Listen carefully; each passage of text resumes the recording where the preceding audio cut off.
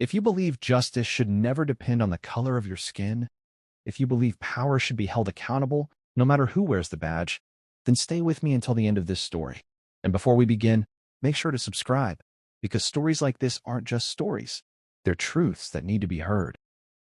It started like any other morning in a quiet, sunlit coffee shop tucked into the corner of a busy downtown street. The smell of roasted beans filled the air. Soft jazz played in the background, and people sat scattered across tables, some working, some talking, some just existing in the small comfort of routine. Among them was a man sitting alone near the window, dressed simply, almost deliberately so. A dark coat, a neatly pressed shirt, and a calm, unreadable expression. His name was Marcus Hale. No one in the room knew who he really was. To them, he was just another black man quietly sipping his coffee, occasionally glancing at his phone, occasionally watching the world pass by outside the glass. But Marcus noticed everything: the nervous barista rushing orders, the couple arguing quietly in the corner, the businessman speaking too loudly into his headset. Years of experience had sharpened his awareness to a level most people would never understand. Then the door opened. The shift in the room was subtle, but immediate. A uniformed police officer walked in, tall, broad-shouldered, carrying himself with the kind of authority that didn't ask for attention, but demanded it. His name was Officer Daniel Ruiz. His eyes scanned the room the way officers are trained to do: quick, calculated, assessing. But when his gaze landed on Marcus, it lingered. Something about him didn't sit right with Ruiz. Maybe it was unconscious bias. Maybe it was habit. Maybe it was something darker that even Ruiz himself wouldn't admit. But in that moment, he had already made a decision, one that would unravel everything he thought he knew about power, control, and consequence. Ruiz walked straight toward Marcus. The conversations in the cafe softened, like the air itself was holding its breath. "Hey," Ruiz said, his voice firm, edged with suspicion. "Can I see some ID?" Marcus looked up slowly, calm, composed. "Is there a reason you're asking?" Ruiz didn't like the response. Not because it was aggressive, it wasn't, but because it wasn't submissive. It wasn't what he expected. "I asked for ID," Ruiz repeated, louder this time. "Let's not make this difficult." Marcus set his cup down gently. "Officer, I'm sitting here having coffee. I haven't done anything wrong. Am I being detained?" That question, simple, legal, precise, hit Ruiz like a challenge. "Don't play games with me," Ruiz snapped. "You match the description of someone we're looking for." Marcus tilted his head slightly. What description would that be? Ruiz hesitated for a fraction of a second, but it was enough. The room felt it. "You know exactly what I mean," Ruiz said, his tone tightening. And there it was. Not evidence. Not logic.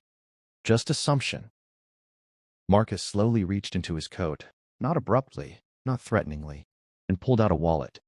Ruiz tensed immediately, his hand instinctively hovering near his holster.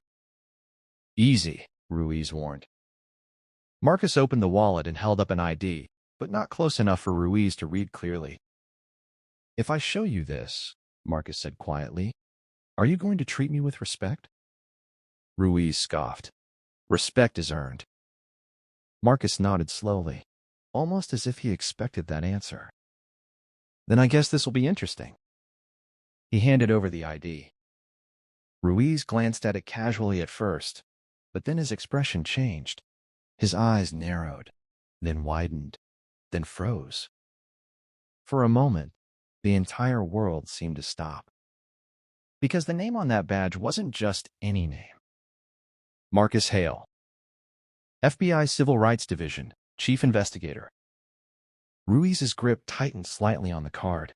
His mind raced, trying to process what he was seeing. This wasn't possible. This wasn't the kind of person you casually approached in a coffee shop. This wasn't someone you harassed based on a vague description. This was someone who investigated people like him. Marcus watched him carefully. Not with anger, not with fear, but with something far more unsettling: control. Is there still a problem, officer? Marcus asked calmly. Ruiz swallowed. The confidence that had filled his posture moments ago began to crack.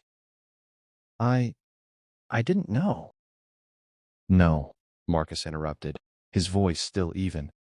You didn't. And that was the point. The room was silent now.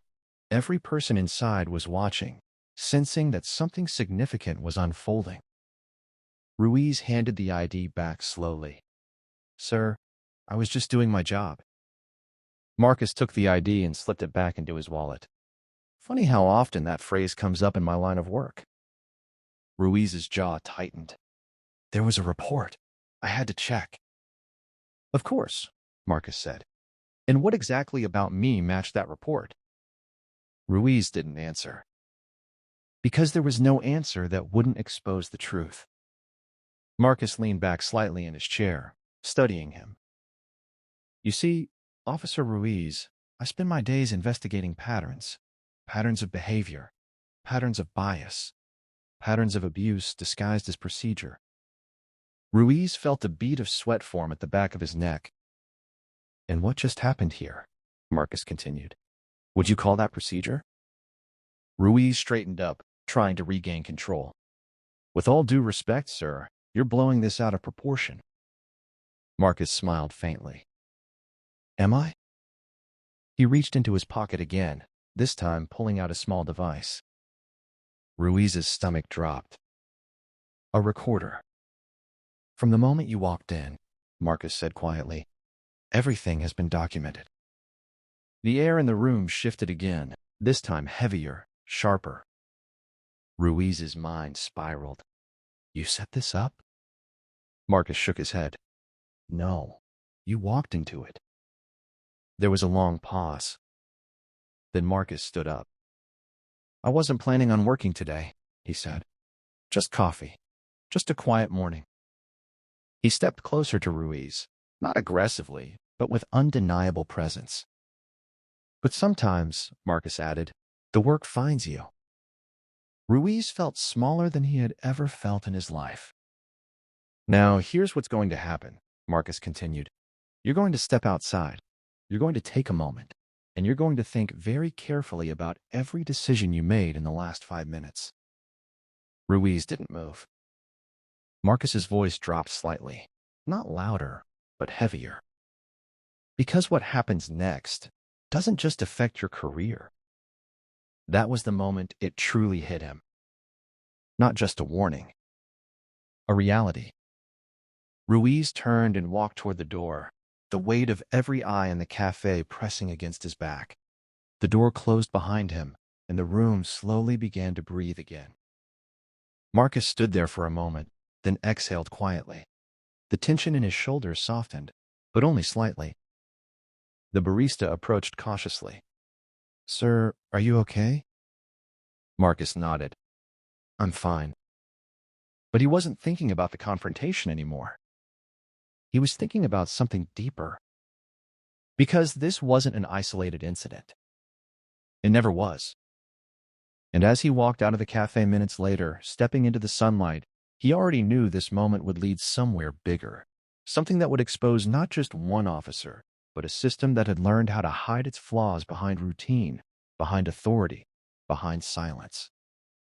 What Ruiz didn't know, what no one in that cafe knew, was that Marcus Hale had already been investigating that department for months. And now, he finally had what he needed. The first domino had fallen. If you want, I can continue this into a full extended 8,000+ word cinematic script with deeper twists. Internal affairs conspiracy, body cam cover-ups, courtroom drama, revenge arcs, etc.